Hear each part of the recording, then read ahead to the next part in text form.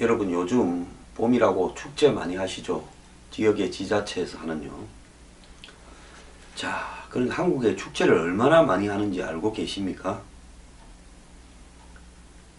이 2014년 전국에서 개최된 크고 작은 행사와 축제가요, 지자체들이 하는 14,601건이랍니다.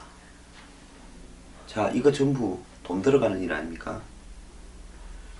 그 중에서 비용 3억 이상이 들어간 행사 축제 가운데 지자체가 유일하게 이 수익을 낸 거는 강원도 화천군의 얼음나라 화천 산천어 축제 하나밖에 없다는 겁니다. 이거는 보면 산천어 잡으려고 그 뭡니까 큰 저수지에 입장하려면 호수에나 입장료 받을 거 아닙니까? 그거 물건도 팔고 장비도 팔고 할 거니까. 그래서 이건 입장료 받는 일이라서 제가 볼 때 남은 것 같고요.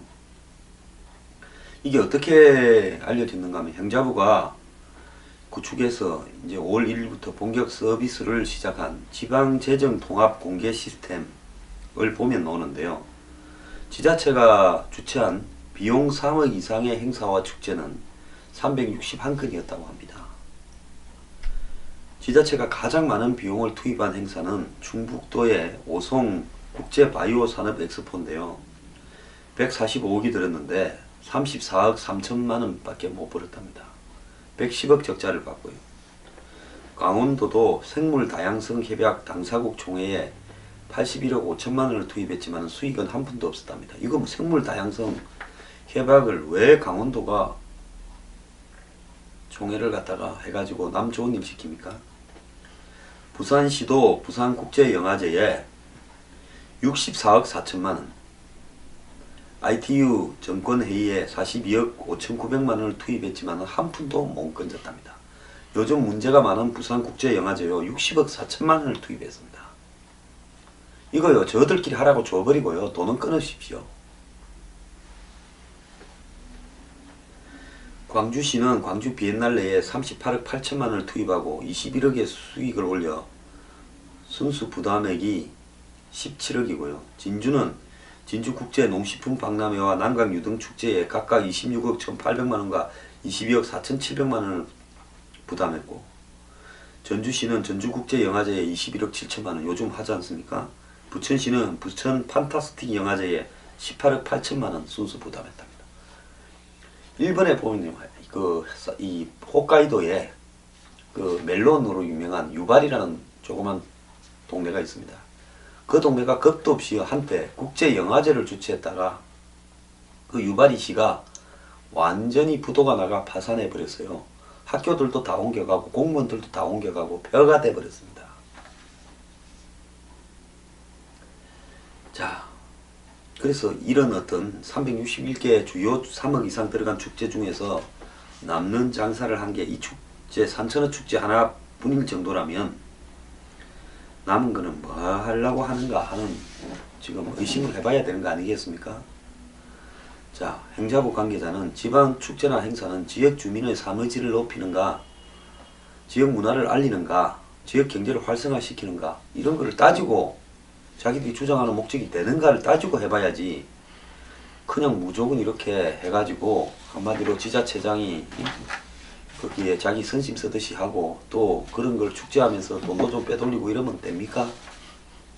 자, 앞으로요 정부가 가이드라인을 만들어서 축제에서 돈 날리는 어떤 지자체에 대해서는 축제를 금지하는 것을 행정명령으로 발동해야 된다 봅니다.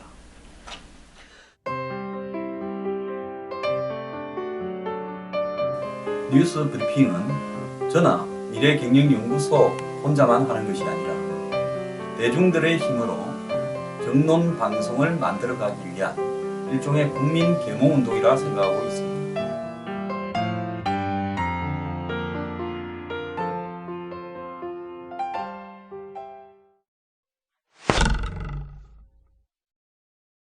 교육부에서요 지난 3년간 로스쿨 합격한 사람 중에서 부모 또는 친인척 중에 고위층이 있다고 신상을 밝히고 합격한 사람이 24명이라는데요. 그 중에 6개 로스쿨에서는 부모 신상 공개를 금지하는데도 8명이 신상을, 부모 신상을 밝히고 합격을 했답니다. 교육부가 전수조사를 했다 뭐 이런 건데요. 6,006명의 자기소개서와 수험생, 이 부모 신상을 밝힌 여부 등을 조사했는데 25개 대 가운데 자기소개서 작성 기준에 가족 등의 신상을 기재하지 말라고 고지한 곳은 18곳이고 7곳은 고지가 없었다고 합니다. 그렇지만 18곳도 그걸 고지했을 경우에, 신상을 기재했을 경우에 그 불이익을 준다는 규정은 없었어요. 그러면 그렇게 할 수도 있죠. 그래서 20사건 중에서 부모나 친인척을 쉽게 추정할 수 있는 경우가 5건인데, 자, 이런 것도 결국은 좀 문제가 심각하다고 봅니다. 자, 근데 이제 교육부는 이렇게 부모나 친인척 신상을 밝히고 합격한 학생들에 대해서는 합격 취소를 하지 않을 작정이라고 합니다. 적발된 20사건 중 16건은 사전에 기재 금지를 고지하지 않아 부정행위로 볼 수 없고 8것은 부정행위 소지가 있지만 합격 취소는 과하다고 판단했다는 겁니다. 그래서 교육부가 법무법인에 물어보니까 답이 그렇게 나오더라는 겁니다. 그래서 주의를 주고 말았다는 겁니다. 그러니까 법조계에서는 로스쿨 관리감독을 제대로 하지 않은 교육부가 면피성 조사를 한 게 아니냐, 수사기관이나 감사원 등에서 엄밀하게 조사를 해야 된다. 그리고 교육부가 자기소개서 신상 노출과 합격의 관계를 확인할 수 없다는 것이 그만큼 선발이 투명하지 않다는 것 증거다. 일부 대학 문제가 아닌 제도의 문제다. 이렇게도 이야기했다고 합니다. 자, 그런데 로스쿨에서 왜 자기소개서를 받습니까? 일체 학생들의 이름하고 나이 이런 것만 기재하게 하고 나머지는요, 이 시험을 가지고 뽑으면 되죠. 그렇지 않습니까? 로스쿨도 무슨 학생부를 만듭니까? 아주 웃기는 짜장이에요. 교육부가 자기소개서 받지 말라고 하면 되지 않습니까? 그냥 대학교에 이 등록되어 있는 학생의 그 뭡니까 성적 증명서만 받게 되면 될 거 아닙니까? 그리고 뭐 고등학교 어디 나왔는지 이런 것만 다 받으면 될 거 아닙니까? 자기소개서가 로스쿨 가는데 왜 필요합니까? 집안 좋은 애들 골라서 뽑으려고 합니까? 그래서 로스쿨은 로스쿨에 대해서 악의적인 비난을 해왔지만 심각한 부정이 없지 않냐. 자, 뭐 문제가 있냐고 큰 소리치고 있습니다. 근데 이번에 이런 교육부의 자기소개서 조사가 반쪽짜리라는 비난도 있습니다. 이 너무 조사 범위를 축소 국한시켜서 했다는 거죠. 뭐냐? 그 지난 연말 사법시험 존치 논란이 불거지고 신기남 아들 그 로스쿨 구제 청탁 의혹이 제기되자 25개 로스쿨의 조사관을 파견해서 작년 12월부터 로스쿨 실태 조사를 했다는데요. 그런데 적게는 2건에서 많게는 30건까지 부모나 친인척의 신상을 암시한 자기소개서는 수두룩하게 발견했다는 겁니다. 예컨대 자기소개서의 성장 배경 항목에 판사이신 아버지를 보며 법조인 집안에서 자라나 같이 부모의 신상을 짐작할 수 있는 말을 넣어놓은 것들이 많더라는 겁니다. 그러나 교육부는 이번에 이런 부분은 또 싹 빼버렸어요. 그래서 자기소개서에 부모 신상 낸 거 조사한다 놓고는 암시하는 건 왜 뺍니까? 예를 들어 아버지 직업을 무슨 시장이라거나 아버지가 무슨 부처에 근무하고 직위 또는 직장 이름을 드러낸 경우만 문제를 삼았지 판사 아버지, 검사 아버지, 법조인 집안 같은 언급은 문제 삼지 않았다는 겁니다.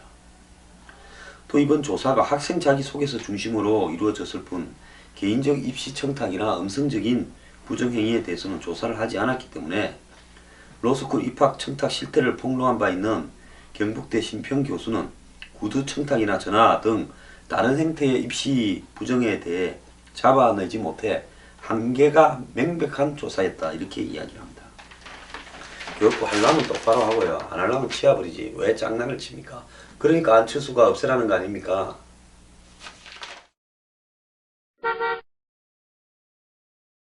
때가 어느 때인데요. 아직도 택시 바가지가 유행하고 있습니다.